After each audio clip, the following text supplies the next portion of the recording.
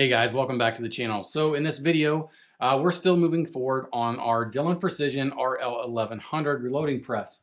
In our last video, we talked about and we installed our sizing die from Mighty Armory into Station 2. We've got our Dillon hold down die in Station 3.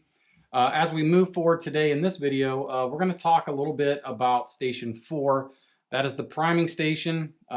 This particular tool head, or the Dillon standard tool head, you cannot put any dies into Station 4.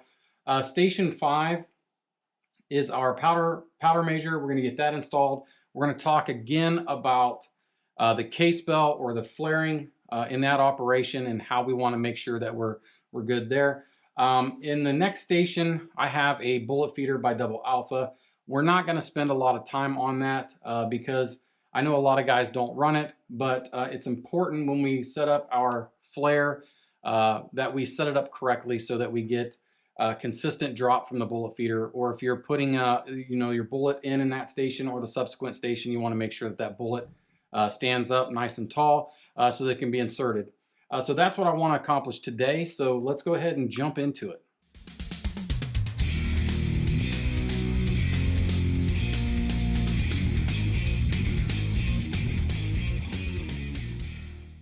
So I want to talk a little bit about the priming system on the RL1100. So the priming is going to take place here in Station 4, and as you can see in that station, it's not threaded for any die.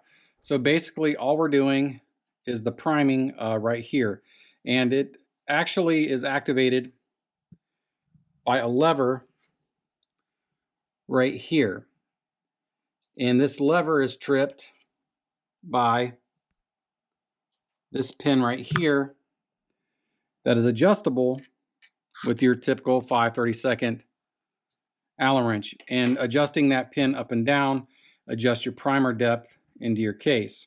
So I'm just going to cycle the press here a little bit so you can see this pin here is pushing down on this lever that's pushing up a primer right there in Station 4. So that's how the primer system works on this particular press. Now I will say that changing over from large to small is a little tedious. You've got to take your magazine off, change out this slide here in the back, take apart this ratchet assembly, slide everything in, and it's kind of tedious. It's a lot longer changeover than you would have on like your Dillon 550 or 750. All right, so moving on to our powder funnel and our powder measure here in this station, station number 5. Again, it is critical when using this ID mandrel that we are using kind of the universal expander here, and this comes again in your RL1150, RL1100 and your 1050 caliber conversions. So I believe this one, I don't know if it has a marking on it. For some reason I was thinking it was an E, but you'd have to check the website to make sure. We're going to drop that into place. And as you can see, it protrudes down here in the bottom. It's still going to move up and down. It still case activates our powder measure. All right, now we're ready to go ahead and put on our powder measure. Again, this is a standard Dillon powder measure. It's going to slide on like so. We're not going to snug it up right now. We're just going to get these bolts started. Just like that. And then we just want to make sure everything's functioning as it should. Now what I'm going to do to make this easier is I'm going to go ahead and cycle the press down a little bit, let it catch on the ratchet stop, and I'm going to pull my fail-safe rod up through and then feed it through both levers on my powder measure. And getting this cotter key in is a lot easier if you just cycle the press halfway and then install it just like so. So now that's pretty much ready to go. So one thing that I want to make a note of, I'm going to pull this back up, is that this fail-safe rod, we're going to adjust it so that there is just some tension on it. That's it. It's unlike the other Dillons where you have to push forward and compress the spring. All we're doing is tightening this until we get some compression on it, and then we're not bottoming out here on this ledge. And that's That's it. That's pretty simple. So now we're going to go ahead and do is adjust this left and right, and then tighten up our hold down fasteners there.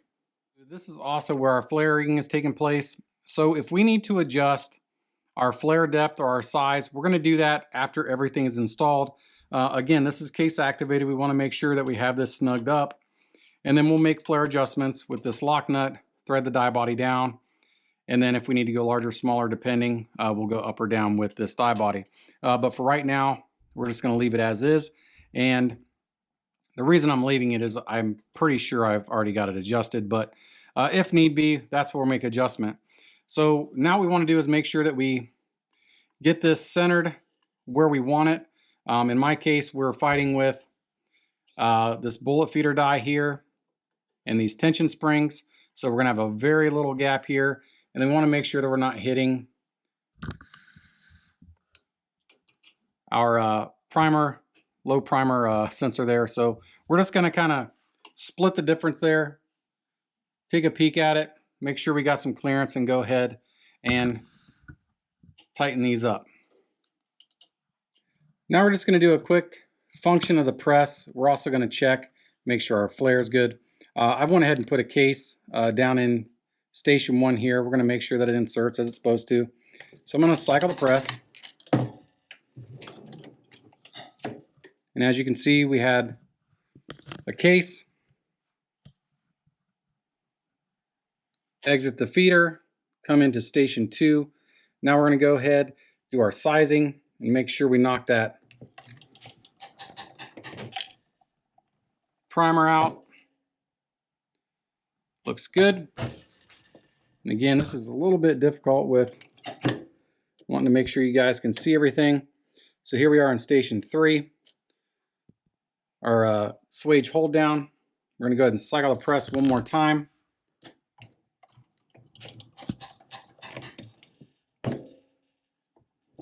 Looks good. Now we're jumping into the priming station here. So we're going to go ahead and prime this case.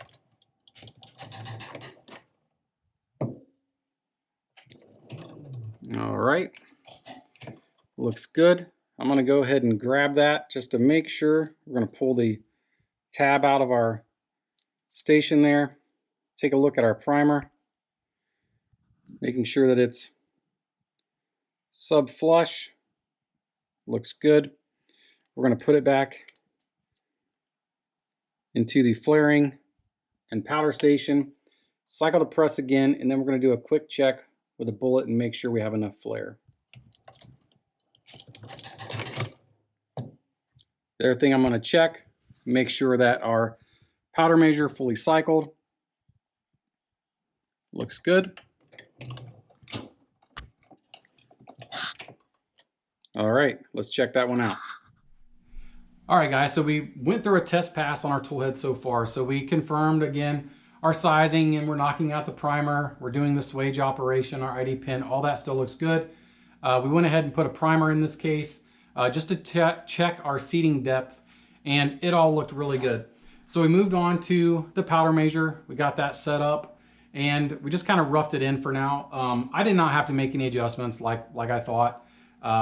You know, I am running a bullet feeder on this, so what you have to make sure when you're running a bullet feeder is that your bullet is going to get inserted into the station prior to actually your seating operation. So the bullet has to make a trip around the shell plate. So what I'm looking for when I get this set up, and this will work even if you're putting them by hand, is I want the bullet to just enter the ID of the case, and I hope you guys can see this, just like so. So when the bullet feeder actually puts it in, it's going to give it a slight nudge. So it's going to just kind of soft set the bullet into the case. So you want to make sure that you can do that. If not, you're going to need a little bit more flare. Just be careful not to put too much flare. You just overwork the ends, and then you're asking a lot of your crimp die. But you want to be able to make sure that you can move the bullet around and it's not going to topple over, because again, it's gonna travel to the next station. And so that's really important. So before we move on, to the next video, I want to talk a little bit about the bullet feeder.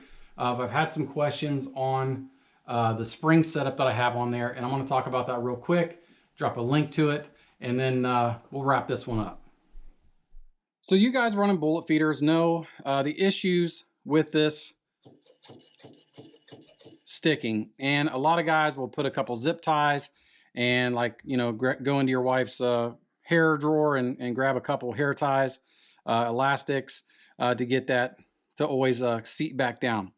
If you get on Double Alpha's website, they've obviously known this is a problem, but they've engineered a spring return system and it just works. I've never had any issues with my bullet feeder not indexing back down. It's very simple to install. It's just a plastic nut with 2 tabs and then a ring with several slots in it that's going to marry up with one of the keeper pins in this brass body, and these 2 springs just hook onto these tabs, and it works great. And if I remember correctly, it was like 19 bucks. Now again, the elastics, the hair ties, rubber bands, zip ties, all that stuff works. But you know, as much money as you have in this setup, I don't know why Double Alpha just doesn't include this with the bullet feeder. But I think it was like, again, 19 bucks, and it looks clean and it works perfect. And I don't think we'll ever have any issues with it. So there's to you guys asking about this setup of my bullet feeder. All right, guys, that's going to wrap this video up. If you have any questions on the setup of any of this, that's why I got a lot of questions on the bullet feeder as far as those tensioning springs. So that's why I kind of took a moment to talk about that a little bit. I will definitely put links to this product on Double Alpha's website in the description below, so you can go check that out. Any other questions, please feel free to hit me up on my email, squatchreloading@gmail.com. You can find me on Facebook and Instagram as well, @squatchreloading. So in our next video, we're going to focus on the Mighty Armory seating die and the Mighty Armory taper crimp die. So that's going to kind of wrap things up going in this series. So I appreciate you guys watching. Go check out Mighty Armory. If you're interested in this die set, I'm going to put links to their complete 9mm die set. They don't only have 9mm. They got pretty much anything that you need right there available on the website. So I will leave links to go check them out. If you guys like these videos, please help us out. Hit that subscribe button. Share these videos, like, comment. All that stuff just helps us out. It also helps motivate me to keep making videos, because sometimes you just kind of get in a funk and it's hard to keep producing content. So the comments and the interactions definitely help keep us motivated here. So, but until next time, guys, God bless.